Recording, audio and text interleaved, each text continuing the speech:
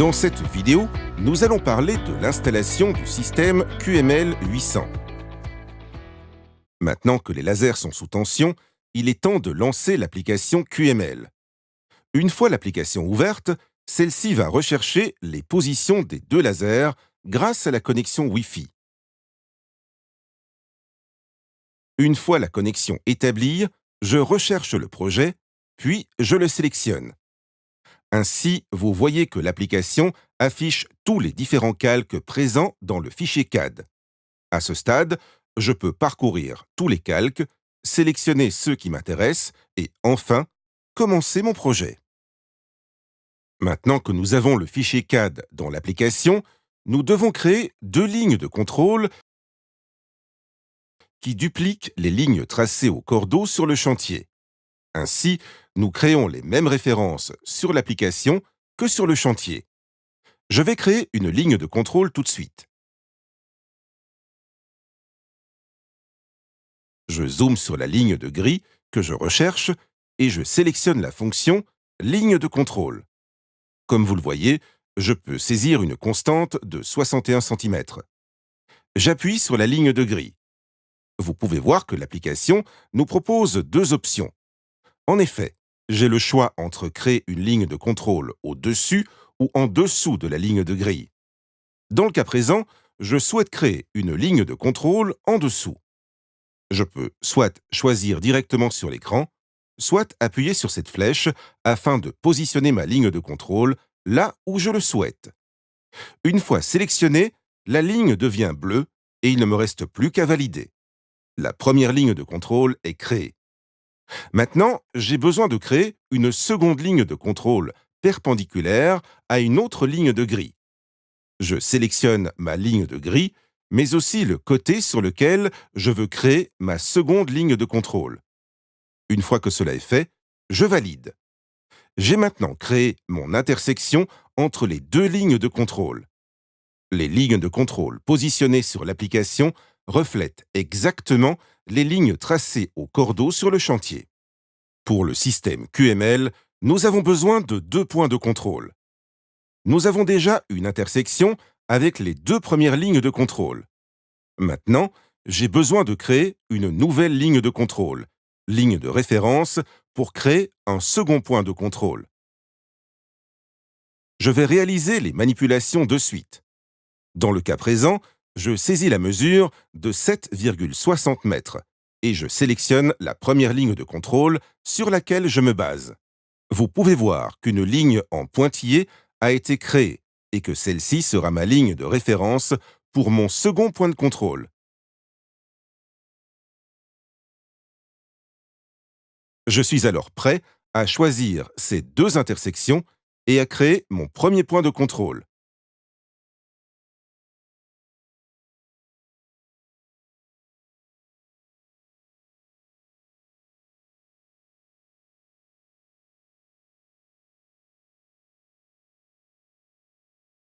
Une fois les deux intersections et les deux points de contrôle créés, je peux commencer mon implantation. Nous allons pouvoir commencer l'alignement de l'axe. L'unité du laser vert tourne sur elle-même et recherche l'unité du laser bleu. Une fois trouvée, vous recevrez une notification sur la tablette et vous pourrez appuyer sur la touche « Unité trouvée ». Si l'unité du laser vert ne se trouve pas à proximité de l'unité bleue, vous devrez alors appuyer sur la touche « Réverbération ». Mais dans ce cas, je peux appuyer sur « Unité trouvée ». L'unité du laser bleu est en train de rechercher l'unité du laser vert. Une fois l'opération finalisée, appuyez sur le bouton. Ainsi, les deux unités laser sont correctement alignées.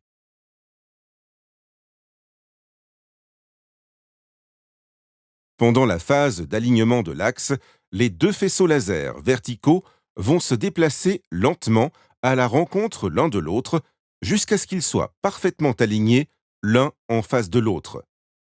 Une fois parfaitement alignés, l'alignement de l'axe est terminé. Maintenant, je dois positionner les lasers par rapport au point de contrôle du chantier. Pour ce faire, j'appuie sur la touche « Continuer le référencement ».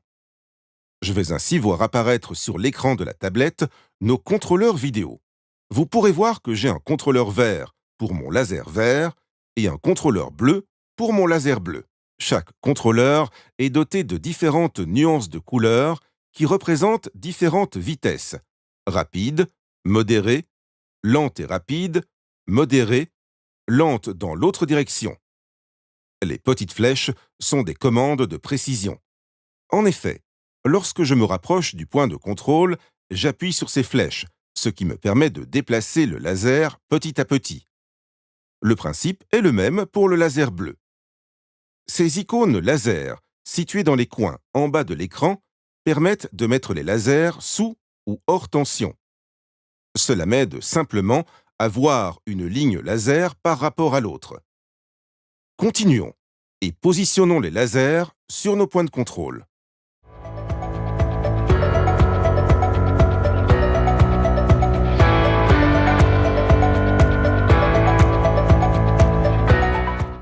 Passons maintenant à notre second point de contrôle. Nous souhaitons nous assurer que ces points de contrôle sont localisés. Faites votre possible pour positionner exactement les lasers sur le point.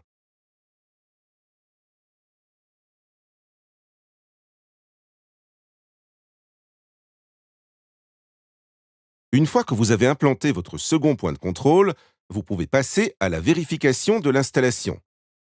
Maintenant que nous avons localisé les deux points de contrôle, le système nous offrira la possibilité de vérifier l'installation.